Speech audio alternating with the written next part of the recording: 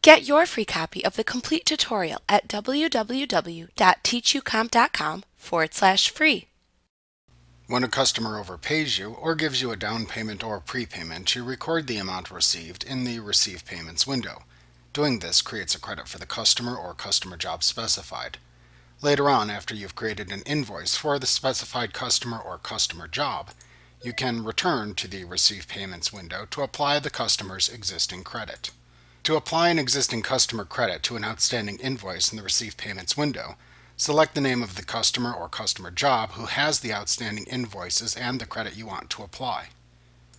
Select the invoice against which you want to apply the credit from the listing shown. You should not attempt to place a check mark in front of the invoice, as that indicates the invoice is being paid.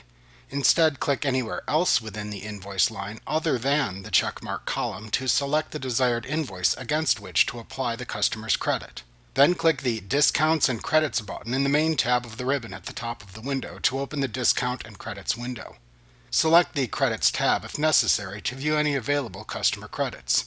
To apply the entire credit amount shown, click the checkmark column next to the credit in the Available Credits section. The amount shown will be displayed in the Amount to Use column. To apply a partial credit amount, change the amount of credit applied by changing the amount shown in the Amount to Use column. After entering the amount of credit to apply, click the Done button to apply the credit amount to the selected invoice and return to the Receive Payments window. The credit amount applied will appear in the Credits column at the bottom of the window. You can then finish receiving customer payment as needed within the Receive Payments window.